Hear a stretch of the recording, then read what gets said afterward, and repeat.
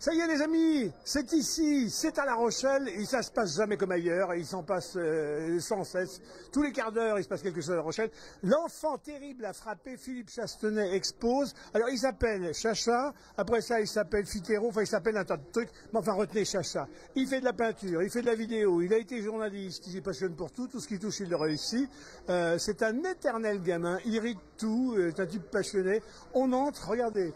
Il y a un paquet d'œuvres exposées ici dans cette belle galerie qui a ouvert il y a quelques mois et qui fait beaucoup parler d'elle. Où est Philippe? Ah, monsieur, bonjour. Philippe Chastenay, c'est lui. Regardez les amis, l'enfant terrible de la peinture locale. Bon Philippe, on vous charrie, mais parce que dès qu'on arrive à côté de vous, on se sent magnétisé, on se sent électrique. Oui, bah, vous prenez la même chose, mais tu... Alors, donc, l'idée d'exposer, mais on ne savait pas que dans le grenier, tu faisais à longueur de journée des productions non, comme ça. Pas de grenier, non, j'ai un petit atelier et dans ma maison, voilà, et puis donc je m'occupe, voilà. C'est un faux modeste. Philippe, à quel moment tu sens que, tiens, je prends un pinceau ou je sais pas quoi, et que ça veut dire quelque chose, ça a du sens, ça, tu dis, mais si, je suis fait pour ça, moi. Non, moi je suis fait pour tout. Je sais à la fois rien faire et quand on sait rien faire, on peut tout faire.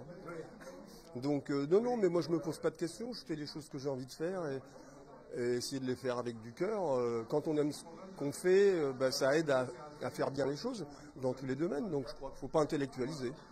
T'es un faux modeste parce que quand même, pour tenir le pinceau comme ça, les fusains comme ça, les feutres comme ça, il y a un peu d'école quand même. T'as jamais fait d'école du tout d'art, jamais. Non, mais même l'école, j'ai jamais aimé l'école. Donc, alors quand on ne va pas à l'école, on met plus de temps pour apprendre. Mais on apprend par soi-même. Mais voilà, moi j'aime bien cette façon de faire, quoi. Faut laisser venir les choses et puis être un petit peu quand même toujours, comme on dit, remettre l'ouvrage pour s'améliorer. Il y a des tas de gens qui disent que le Chastenay est insaisissable. Le Chastenay, alors un coup il est sur la Joconde, tout à coup il pond 300 œuvres où la Joconde se retrouve dans toutes les pires situations du monde. Ça. Oui, non mais c'était une blague. Non, mais moi je fais tout à l'instinct, faut pas se prendre au sérieux, faut... Mais là, on est quand même près du Graphe. Il y a des moments, les premières œuvres, elles étaient près d'Andy Warhol. Oui, c'est vrai, oui. Non, ça vient comme ça. Je pourrais même pas inventer une explication. Il y en a pas. Alors, ça pourrait être du figuratif. Il y a des gens qui disent que dans le figuratif, ils transposent terrible. Du figuratif, parce qu'il y a des portraits de gens connus. Là, c'est extrait des films d'Almodovar. Bon, après, les robots, c'est autre chose, mais faut pas se limiter. Pourquoi faire toujours la même chose tout le temps? Moi, j'ai pas envie de faire. Toute ma vie, j'ai fait que des choses différentes et faire la même chose, ça m'ennuie, quoi.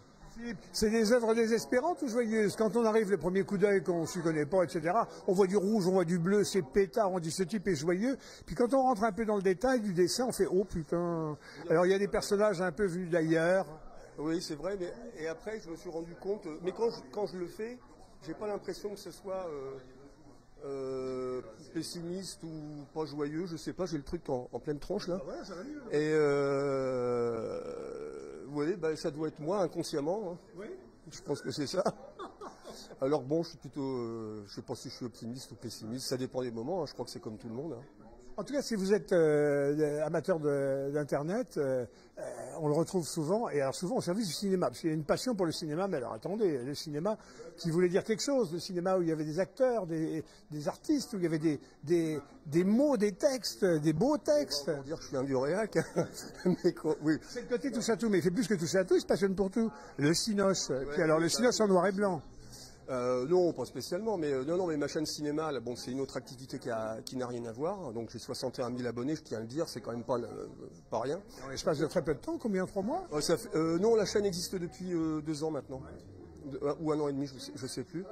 Donc, alors des fois, là, je l'ai laissé un peu de côté pendant 1 mois pour préparer l'expo. Et puis là, je vais reprendre, mais c'est pareil, j'adore faire ça, j'adore parler du cinéma. C'est vraiment la seule chose que je connaisse bien. Donc Alors en même temps, le cinéma en diagonale, parce qu'il y a un certain nombre de personnages, bon, bah, ils sont dans la légende, donc tout le monde dit, bah oui, bah, c'est la légende, donc on honore la légende. Et toi, des fois, tu arrives en disant, mais attendez, la légende, ce type valait pas un clou. En tout cas, il valait pas ça, il valait plus. C'est courageux que de dire ça de gens qui sont entrés dans la légende du cinéma noir et blanc. Non, je crois pas que c'est une question de courage. Quand on parle avec son cœur, c'est comme ça qu'on risque le moins de se tromper. Et voilà, bon, faut jamais dire que c'était mieux avant. Bon, mais moi je dis, c'était beaucoup mieux avant. En tout cas en matière de cinéma. Là, j'ai fait dernièrement une petite vidéo sur le cinéma français d'aujourd'hui. Bon, ben, malheureusement, il faut la regarder. Et malheureusement, je ne crois pas me tromper. Le cinéma français d'il y a une trentaine d'années était très supérieur au cinéma français d'aujourd'hui. Quant au cinéma américain, c'est un cinéma décérébrant, débilitant, fait pour infantiliser les gens. C'est que des histoires de super-héros. C'est ça le cinéma. Non, c'est une fête foraine pour vendre du pop-corn. Voilà, je m'arrête, stop. Qu'il y aurait, Philippe, dans le panthéon de Philippe Chastenay, des grands acteurs, je sais pas, d'après-guerre, qui fait que ceux-ci seraient vraiment méritants. Je sais pas, Michel Simon. Non, le mot qui me vient, c'est pour moi, je l'ai dit dans plusieurs vidéos, le plus grand acteur du monde. C'est qui? C'est Jean Gabin. Jean Gabin, on peut regarder ses films d'avant la guerre, c'est le naturel. C'est un jeu extrêmement naturel, alors que tout ce qu'on voit aujourd'hui, je ne dis pas que les acteurs sont mauvais, mais c'est extrêmement théâtral. Et on est très loin de... Il suffit de voir... Je dirais après, il y a Patrick Devers, qui a laissé une marque indélébile. Il est mort maintenant il y a 40 ans.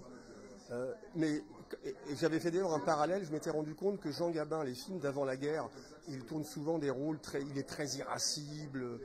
D'ailleurs, c'est des films très sombres, souvent il tue quelqu'un. Les films de Devers, quand on voit Série Noire ou d'autres films, c'est pareil. Et d'ailleurs, c'est pas par hasard. Aujourd'hui, on remet un prix Patrick Devers pour les acteurs masculins émergents. Et avant, ce prix s'appelait le prix Jean Gabin. Donc, ça veut bien dire quelque chose. Philippe, on va revenir à la peinture, et c'est difficile parce que regardez, en abondance sur le cinéma, etc. Sur la peinture, il y a deux œuvres là qui marquent quand on entre, parce que d'abord elles sont dans l'axe de l'entrée. Oui. Alors, il y en a une, c'est les Tours de la Rochelle, elles sont... Non, c'est la Tour des Quatre Sergents. C'est la Tour des Quatre Sergents, et puis il y a l'autre là-bas, Olé Miss Liberty, la Statue de la Liberté. Oui, ça a à voir? Non, ça n'a rien à voir. Non, en fait, j'avais fait ça avant l'élection de Donald Trump. Oui. Et c'était, bon, c'est la fin du rêve, quoi. Et la Statue de la Liberté, cadeau de la France, maintenant c'est Darth Vader. Et au lieu d'éclairer le monde, elle accueille les immigrants avec un sabre laser. C'est l'Amérique d'aujourd'hui. Alors quand on suit l'évolution du Philippe Chastenay, c'est pas facile, mais néanmoins on voit bien que ça bouge quand même, les lignes bougent. Et là sur la gauche de la caméraman Marilyn, vous avez des choses qui sont un peu indianistes là, on a l'impression que on va vers l'Asie là-bas. Oui, c'est un petit peu... Oui, c'est Siddhartha en fait que j'ai voulu dessiner.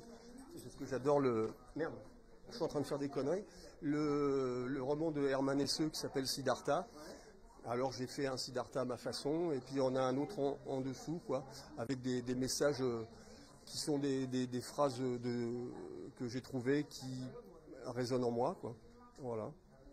Donc là, c'est je me laisse guider par ceux qui me dépassent, ça c'est ma devise. Et l'autre, c'est la réalité ne m'intéresse pas. Voilà. Fantastique. On va le retrouver. Il y a un portrait qui est en préparation. Philippe Chastenay. Il est à la galerie jusqu'au Estella, donc c'est à l'entrée de La Rochelle, qui est Maubec. Quand vous allez sur le Vieux-Port, vous passez par devant. Du 2 au 22. Voilà. Vous avez jusqu'au 22 mai pour vous accoutumer à cette œuvre-là. Et à très bientôt pour d'autres nouvelles sur l'homme Chastenay. Salut Philippe. Salut Denis.